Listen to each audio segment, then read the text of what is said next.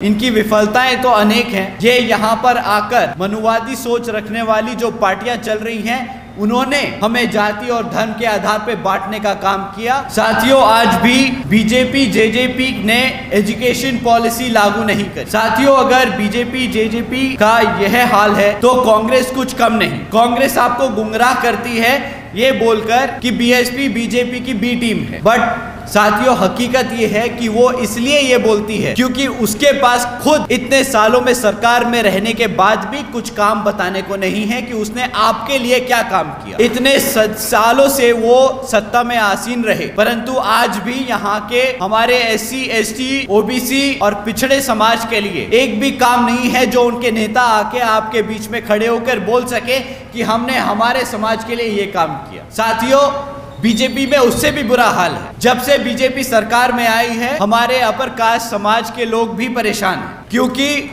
वो खुद बखूबी जानते हैं कि इस सरकार में सिर्फ उनके खास लोगों के काम हो रहे हैं। गरीब और मजदूर लोग आज भी उसी हाल में हैं जिस हाल में पिछले कई सालों से कांग्रेस की सरकार में रहे। आज आपकी पार्टी को 39 साल हो चुके हैं। इन 39 सालों में हमारे संस्थापक परम पूज्य मान्यवर साहब श्री काशीराम जी और एक छोटे से परिवार से में जन्मी, दिल्ली की गलियों से निकलकर दिन रात एक कर अपना पूरा जीवन और अपना परिवार इस पार्टी व मिशन और मूवमेंट के लिए त्याग कर बहन जी ने दलितों और पिछड़े समाज को राजनीति की मुख्य धारा में लाने का काम किया। गरीबों और कमज़ोरों को इतना सम्मान दिया कि आज कोई भी राजनीतिक पार्टी हमारे इस वर्ग को नज़रअंदाज नहीं कर सकता। अल्पसंख्यक समाज को उसके हकों के बारे में जागरूक कर इस भारत में भाईचारे के आधार पर एकजुट कर समता मूलक समाज की स्थापना करने की कोशिश की और सर्व समाज को एक सरकार देने का काम किया, जिसकी कल्पना हमारे गुरु बाबा साहब डॉक्टर भीमराव अंबेडकर जी ने की थी। साथियों, 39 साल पहले ये मूवमेंट युवाओं ने शुरू किया था। आप सब इस मूवमेंट का हिस्सा रहे हैं। आप सब ने वो त्याग किया है जिसकी बदौलत आज हम सब इस पार्टी को इस मुकाम तक लेकर आ पाए हैं।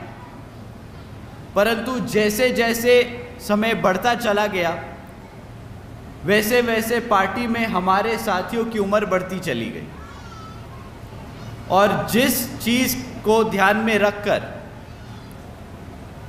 बहन जी ने पार्टी में हर स्तर पर हमारे युवा साथियों के लिए 50% हिस्सेदारी तय की, समय आ गया कि आप सब अब आने वाली पीढ़ी को तैयार करें। बहन जी ने हमें भेजा अपने परिवार से कि अब हम मिशन मूवमेंट में लगकर जो त्याग आप लोगों ने किए उसको हम आगे बढ़ा के चले, ताकि जो सम्मान और अधिकार आज तक आप सबको मिल पाए हैं और अभी मिलने जो बाकी हैं, वो आने वाली पीढ़ी उसके लिए काम करे, ताकि आप सब अपने जो रिटायरमेंट की एज है, जो बुढ़ापे की एज है, उसको अच्छे से व्यापन कर सके। साथियों, और मैं अपने युवा साथियों से दरख्वास्त करूंगा कि आपको अब बढ़ चढ़कर पार्टी के सभी कार्यों में हिस्सा लेना होगा। अब आपका समय आ गया है अब आपका समय आ गया है और आपको अब ये छोटी मोटी जो मुटाव हैं, जो झगड़े हैं, जो आप छोटी मोटी चीज़ों के लिए परेशान होते हैं, उस चीज़ों को अब आपको इग्नोर करके आगे बढ़ने का काम करना होगा। जैसे कि आज की जो समीक्षा मीटिंग रखी गई है, इसमें कितने युवा साथी आज मौजूद हैं जिनकी उम्र 25 साल से कम है? हाथ उठा के एक बार 25 साल से कम उम्र के साथी अपने हाथ उठाए, खड़े हो जाएं एक बारी। 25 साल से जो कम है,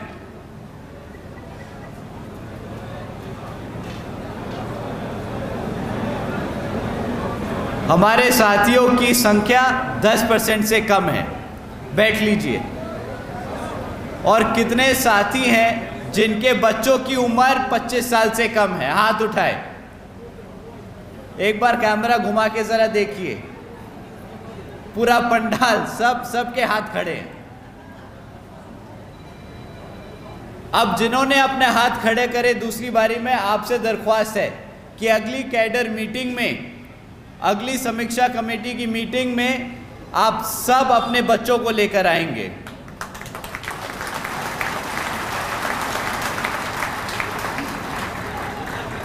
अब समय आ गया उनको भी समझने का।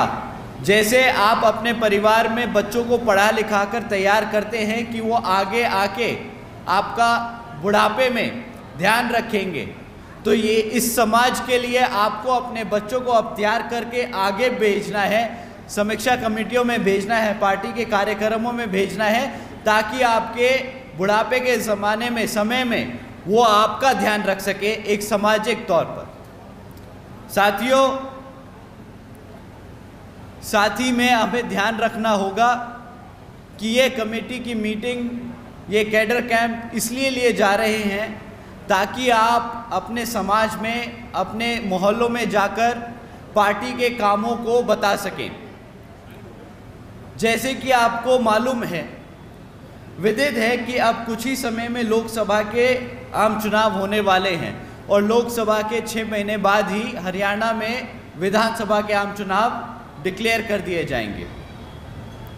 और वर्तमान की बीजेपी और जेजेपी की सरकार आपको गुमराह करने के लिए फिर से साम दाम दंड भेद आदि का इस्तेमाल करने के लिए दोबारा से मैदान में उतरेंगी।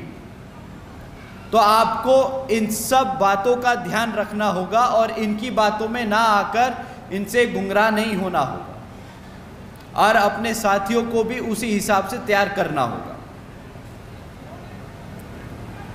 साथियों, इनकी हकीकत मैं आपके सामने कुछ स्मॉल शॉर्ट पॉइंट्स में रखना चाहूँगा। इनकी विफलताएं तो अनेक हैं, बट 4-5 मुद्दे आप लोगों के बीच में रखता हूं जो आप आगे जाके समाज में हर व्यक्ति को बताने का काम करें। पिछले कई वर्षों से बीजेपी जेजेपी की सरकार चल रही है और आज तक ना यहाँ पे गाँवों में पक्की सड़कें बनी, ना यहाँ पर 24 घंटे बिजली की व्यवस्था तय की गई, ना यहाँ पर रोजगार के अवसर दिए गए और ना यहाँ जाति और धर्म के नाम पर जो दंगे हो रहे हैं उनको रोकने का काम किया गया। साथियों, अभी कुछ ही समय पहले की बात है, नूह में मुसलमान और हिंदू के बीच में दंगा कराया गया। क्या यहाँ मेरे बैठे साथी बता सकते हैं कि क्या कोई धर्म किसी दूसरे धर्म या जाति के खिलाफ उत्पीड़न करने की सलाह देता है? हाथ उठा के आप बताएं। अगर नहीं देता तो मना करके हाथ बताएं। तो आपको क्या लगता है कि जो भारत, जहां पर इतने हजारों धर्म, इतने लाखों जातियां हैं, वहां पे भाईचारे की तौर पर एकजुट होकर आगे बढ़ने का काम नहीं किया जा सकता? आप बताएं, क्या हम मिल बांट कर, मिलजुल कर रह नहीं सकते क्या? क्या हमारे मुसलमान भाई चाहते हैं कि हमारे हिंदुओं की माताओं के बच्चों को नुकसान पहुंचे, दुख पहुंचे? और क्या हमारे हिंदुओं धर्म के माताएं हैं क्या वो चाहेंगे हमारे मुसलमान के भाइयों के बच्चों को तकलीफ पहुंचे? हाथ उठा के एक बार बताएं, क्या आप ये चाहेंगे? साथियों, जितना दर्द आपके बच्चे को होता है, चाहे आप जाट हैं, गुर्जर हैं, ब्राह्मण हैं, पंडित हैं, उतना ही दर्द एक दूसरे धर्म के बच्चे को भी होगा, क्योंकि भगवान ने इंसान बराबर बनाया है। ये यहाँ पर आकर मनुवादी सोच रखने वाली जो पार्टियां चल रही हैं, उन्होंने हमें जाति और धर्म के आधार पर बांटने का काम किया ताकि हम सब एकजुट होकर आगे ना बढ़ सकें।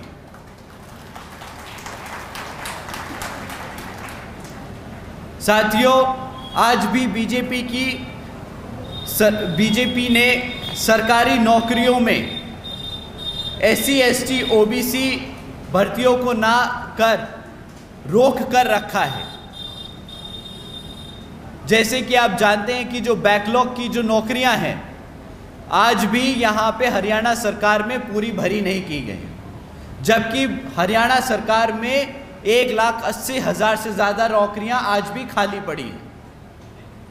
आज BSP कहती है कि हमारी सरकार बनने पर इस बैकलॉग को सबसे पहले भर दिया जाएगा।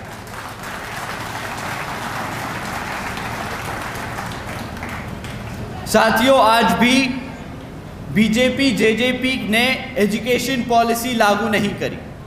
कई बारी कमेटी बनाई, कई बारी उस पर चर्चा की, कई बार रिपोर्ट जमा कराई, बट आज तक पॉलिसी लागू नहीं करी। आज BSP कहती है कि जिस तरह पिछड़े बुंदेलखंड क्षेत्र में बाबा साहब doctor Bhimrao Ambedkar medical college और झांसी में मान्यवर Shri Kashiram para medical training college की स्थापना की गई थी, उसी तरह यहाँ पर भी हमारे बच्चों को एजुकेशन में आगे बढ़ने के लिए मेडिकल कॉलेजेस और ट्रेनिंग इंस्टीट्यूट की स्थापना की जाएगी।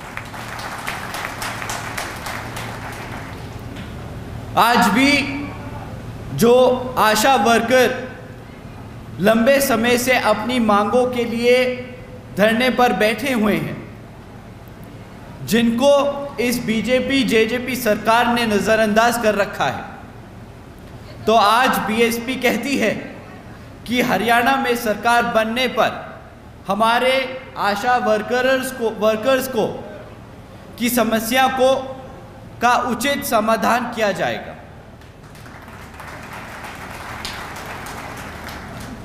साथियों, अगर BJP JJP का यह हाल है तो कांग्रेस कुछ कम नहीं। कांग्रेस आपको गुमराह करती है ये बोलकर कि BSP BJP की B टीम है, बट साथियों हकीकत ये है कि वो इसलिए ये बोलती है क्योंकि उसके पास खुद इतने सालों में सरकार में रहने के बाद भी कुछ काम बताने को नहीं है कि उसने आपके लिए क्या काम किया। इतने सालों से वो सत्ता में आसीन रहे, परंतु आज भी यहाँ के हमारे SC ST OBC और पिछड़े समाज के लिए एक भी काम नहीं है जो उनके नेता आके आपके बीच में खड़े होकर बोल सके कि हमने हमारे समाज के लिए ये काम किया। साथियों, BJP में उससे भी बुरा हाल है।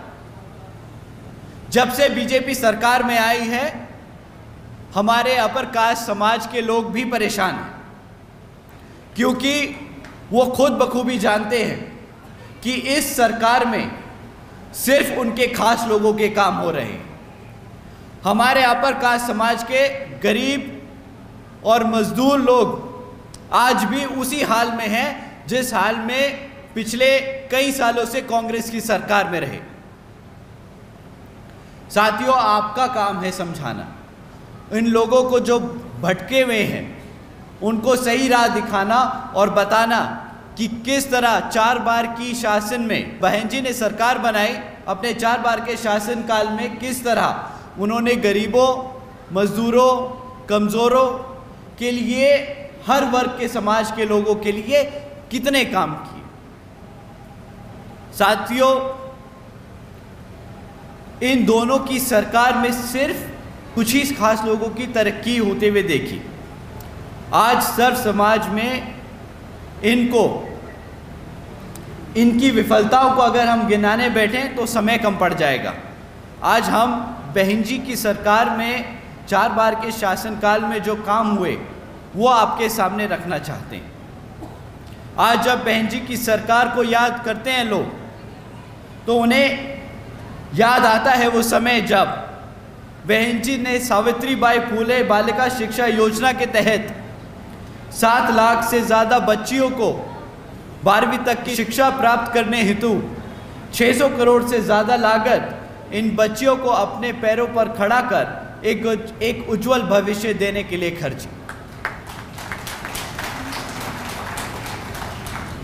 उन्हें याद आता है वो समय जब बहन जी ने देश में पहली बार सरकारी कॉलेजेस में स्टूडेंट हॉस्टल्स के अन्य पिछड़े वर्गों के छात्रों के लिए 27% आरक्षण की व्यवस्था तय की। साथियों, उन्हें याद आता है वो समय जब बहन जी ने महामाया गरीब बालिका आशीर्वाद योजना के तहत 3,25,000 बच्चियों को 1 लाख रुपए देने का काम किया। आपको जानकर हैरानी होगी साथियों कि इस योजना के तहत बहन जी ने 3,250 करोड़ रुपए अपनी बच्चियों को देने का काम किया।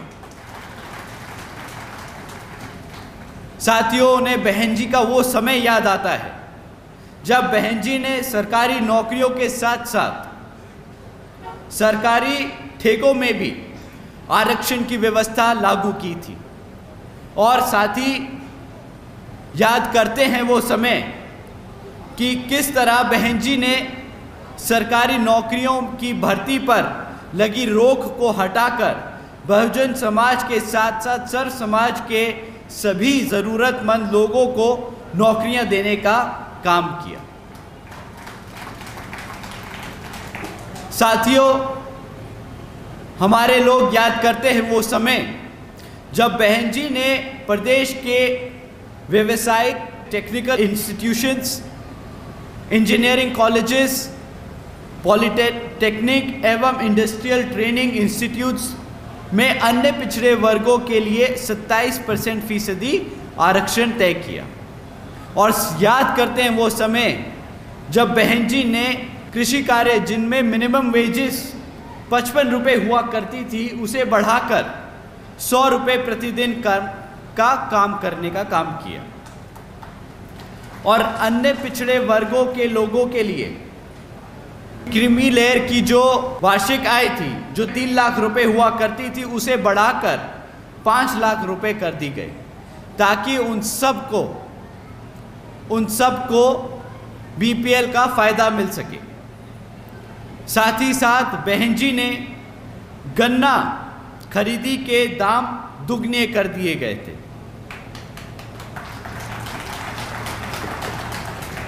आदरणीय बहन जी ने अपने शासनकाल में 90,000 से ज़्यादा अधिक शिक्षकों को सरकारी नौकरी दी, 1 लाख से अधिक सफाई कर्मचारियों को भर्ती किया और 2 लाख से अधिक जवानों को पुलिस फोर्स में भर्ती किया ताकि हमारे लोगों को अपना प्रदेश छोड़कर अपनों से दूर रहने की ज़रूरत ना पड़े अपना पेट पालने के लिए। साथियों, जब भी कोई सरकार आती है वो सबसे पहले अपने समाज, अपने खासों को नौकरी देती है, परंतु बहन जी ने ये अपने 4 बार के शासनकाल में इस नीति को दूर रखते हुए सर्व समाज में से ज़रूरतमंदों को सबसे पहले नौकरी देने का काम किया। तो साथियों, हमें बाबा साहब के दिखाए रास्तों पर चलकर मान्यवर साहब के बताए तरीकों का इस्तेमाल कर और अपनी बहन जी के बेबाक अंदाज को अपने दिल और दिमाग से अपनाना होगा ताकि हम आने वाले लोकसभा और विधानसभा आम चुनाव में इस जातिवादी और मनुवादी सोच रखने वाली सरकार को मुंह तोड़ जवाब दे सके और अपने हाथी को चंडीगढ़ में भेजकर यहां हरियाणा में अपनी सरकार स्थापित कर सके। साथियों, अंत में यहां सभी मौजूद हमारी माताएं बहनें जो आज अपने घर का कामकाज छोड़कर यहाँ हमें अपना कीमती समय देकर हमारी बातों को सुनने आए, तो आप सभी का मैं तहे दिल से दोबारा से धन्यवाद करता हूँ। हमारे सभी बड़े बुजुर्ग साथी लोग जो आज यहाँ कैडर मीटिंग में शामिल हुए, आप सभी का भी मैं तहे दिल से धन्यवाद करता हूँ। साथ ही साथ हमारे युवा साथियों, आप यहाँ से निकलकर जाकर अपने दोस्तों में ये बात बताएं कि किस तरह बहन जी ने अपने 4 बार के शासनकाल में युवा साथियों को काम दिया, नौकरी दी और उनको आगे बढ़कर अपने पैरों पर खड़े होने का साहस और मौका दिया। उसी तरह उन्हें जोड़ें और आने वाली आगे की कैडर मीटिंग में उन सब को लेकर आए, ताकि आपके साथ साथ उनको भी हम पार्टी के कैडरों में, कमेटियों में उनका स्वागत करें, उन्हें जिम्मेदारी दें और आगे मूवमेंट को और मिशन को आगे बढ़ाने का काम करें। तो साथियों, आप सभी से इतने पेशेंटली आप लोग हम सबको सुनते रहे, उसके लिए मैं आप सभी का तहे दिल से धन्यवाद करता हूँ। जय भीम, जय भारत, जय बहन जी। नेशनल दस्तक की आपसे गुजारिश है कि अगर इसको बचाना चाहते हैं तो नेशनल दस्तक को सब्सक्राइब करने के लिए रेड कलर के सब्सक्राइब बटन को दबाएं, फिर बेल आइकन की घंटी दबाएं। नेशनल दस्तक को बचाने के लिए बहुत ज़रूरी है कि हर खबर को शेयर करें, लाइक करें, कमेंट जरूर करें।